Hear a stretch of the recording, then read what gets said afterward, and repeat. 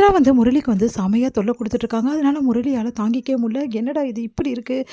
என்னால முடியலையே!" அப்படின்னு சொல்லிட்டு செமையா டென்ஷன் ஆகுறாரு. ஒரு கட்டத்தில சந்திராவோட தொல்லை தாங்க முடியாம முரளி என்ன பண்றாரு, வேற வழி இல்லாம உண்மைய வந்து சொல்லிர்றாரு. "எனக்கு எல்லா ஞாபகமும் இருக்கு. எல்லாமே எனக்கு மறக்கல. இப்பதான் சமீபத்தில எல்லாமே ஞாபகம் வந்துருச்சு எனக்கு. இப்ப எனக்கு ஞாபகம் வந்துருச்சு." அப்படின்னு சொல்லிட்டு என்ன பண்றாரு, "இந்த லேடிக்கும் எனக்கும் எந்த சம்மந்தமும் இல்ல.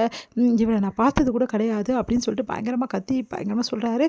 அதெல்லாம் கேட்டு எல்லாருமே வீட்ல இருக்கவங்கலாம் அதிர்ச்சி அடையறாங்க. உடனே சந்திரா வந்து, "நீங்க என்ன சொல்றீங்க?" அப்படின்னோனே, "ஆமா, உண்மையிலேயே சொன்னேன்னா நான் எல்லாத்தையும் இப்பவே சொல்றேன்." அப்படி சொல்லிட்டு முதல்ல வந்து அஞ்சலிய பார்த்தது, அஞ்சலிய கல்யாணம் பண்ணிக்கினது, அதுக்கப்புறம் அஞ்சலி கூட வாழ்ந்தது, இந்த வீட்ல இருந்தது, எல்லா விஷயத்தையும் ஒண்ணு ஒண்ணா சொல்றாரு.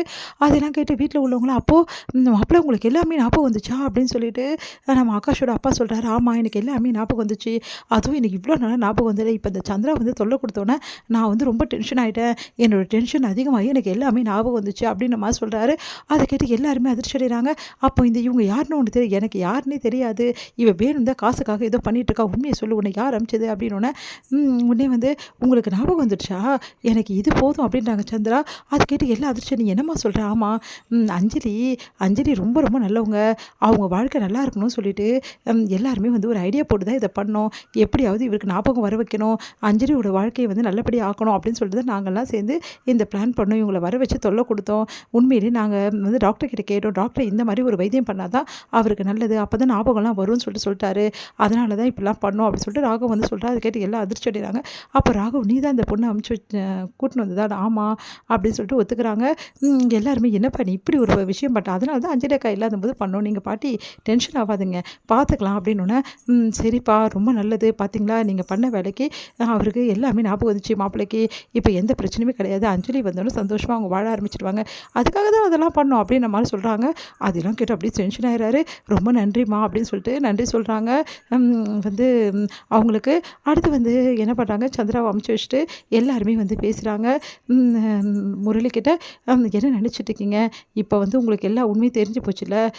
நாங்க தான் இதெல்லாம் பண்ணோம்னு சொல்லிட்டு நீங்க தான் பண்ணீங்கன்னு எனக்கும் தெரியும். ஆனா என்ன அறியாம தான் நான் சொல்லிட்டேன். அப்படி நான் பார்த்தீங்கல்ல, நீங்க எப்படி வந்து இவ்வளோ நாள் நடிச்சுட்டு இருந்திருக்கீங்க. அந்த விஷயம் வீட்ல உள்ளவங்களுக்குலாம் தெரியாது. இப்பதான் உங்களுக்கு ஞாபகம் வந்துச்சுன்னு எல்லாம் நினைச்சிட்டு இருக்காங்க. ஆனா இப்ப நேருக்கு நேர் நாங்க சொல்றோம். உங்களுக்கு சவாலே விடுறோம். உங்கள எப்படியாவது உங்களோட முகத்திரைய கிழிச்சு, எப்படியாவது அஞ்சலி அக்காவ நம்ப வச்சு, அஞ்சலி அக்காக்கு வந்து உங்கள வீட்ட விட்டு துரத்துன மாரி செய்யல. நாங்கலாம் யாருன்னு காமிக்கிறோம் அப்படின்றாங்க எல்லாரும். அதுக்கு வந்து பார்க்கலாம். டைரக்ட்டாவே வந்து இறங்கிட்டீங்களா? இவ்வளோ நாள் இன்டைரக்ட்டா வந்து பண்ணிட்டு இருக்கீங்க எல்லா வேலையும். இப்ப டைரக்ட்டாவே இறங்கிட்டீங்க. எனக்கு அத பத்தி கவலையே இல்ல. நீங்க என்ன சொன்னாலும் அஞ்சலி நம்ப மாட்டா. அஞ்சலிய நம்ப வைக்கவும் முடியாது உங்களால. அதையும் பார்த்துக்கலாம் அப்படி சொல்லிட்டு போறாங்க. பார்த்தீங்களா அவனுக்கு எவ்வளோ கொழுப்பு இருக்குன்னு இப்படி பண்றான் பார்த்தீங்களா? அப்படின்னோனே, இங்க பாரு அபி, முதல்ல அவனுக்கு ஒரு ஷாக் ட்ரீட்மெண்ட் குடுத்தா. அவன ஷாக் ட்ரீட்மெண்ட்டா அப்படின்னு சொல்லிட்டு, அபி என்ன விஷயம் அப்படின்னு ராகவ் கிட்ட கேட்குறாங்க. இல்ல அபி, நம்ம 2 பேருக்கும் வந்து நாளைக்கு வந்து கோர்ட்ல வர சொல்லியிருக்காங்க. ஆமா, அதில வந்து டைவர்ஸ் வந்து நம்ம 2 பேரும் வாங்கக்கூடாது. இவன் டைவர்ஸ் வாங்குனா ஓவரா பண்ணுவான். அதனால நீ தான் வந்து இதுக்கு மனசு வைக்கணும் அப்படி சொல்லிட்டு போறாரு. ராகவ் சொல்றதும் கரெக்ட் தானோ அப்படி சொல்லிட்டு அபி யோசிச்சுட்டு இருக்காங்க. இங்க வந்து ரொம்ப சந்தோஷமா இருக்காரு முரளி. அத பார்த்துட்டு வந்து சுந்தரி வந்து, என்ன முரளி இவ்வளோ சந்தோஷமா இருக்கன்னோனே, அபியோட கேஸ் இனி கோர்ட்ல வருதுல்ல. ஏற்கனவே அபி வந்து பிரியற மாரி தான் இருக்கா. அதனால கண்டிப்பா வந்து இப்ப பிரிஞ்சிருவாங்க 2 பேரும். அப்புறம் என்ன, அபி அவங்க அம்மா வீட்டுக்கு போயிடுவா. அதுக்கப்புறம் எந்த பிரச்சனையும் இருக்காது. ஈஸியா நானு அபிய வீட்ட விட்டு அனுப்பிச்சிடுவேன் அப்படின்னோனே, இதெல்லாம் நடக்கணுமே. அபி பண்ணுவாளா? கண்டிப்பா பண்ணுவா. ஏன்னா எப்படியும் வந்து ராகவ் அனுப்பிச்சிட போறாருன்ற ஒரு பயம் அவளுக்கு மனசுல இருந்துகிட்டே இருக்கு.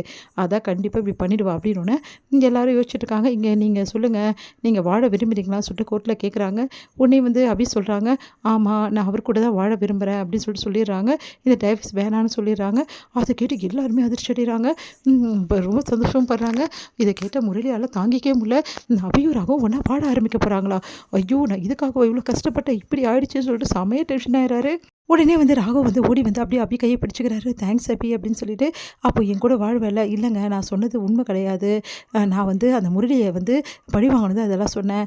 அக்காவோட அந்த வளைகாப்பு முடிஞ்ச உடனே நான் இங்கேருந்து போயிடுவேன் அப்படி சொல்றாங்க. அத கேட்டு அதிர்ச்சி அடைறாரு. நீ என்ன சொல்ற அபி அப்படின்னு. ஆமாம். ஆனா ஒண்ணு அபி, கண்டிப்பா நான் போக விட மாட்டேன். எப்படியாவது உன் மனச மாத்துவேன் அப்படின்னு சொல்லிட்டு ராகவ் வந்து யோசிச்சுட்டு இருக்காரு. இங்க டென்ஷனா இருக்காரு முரளி.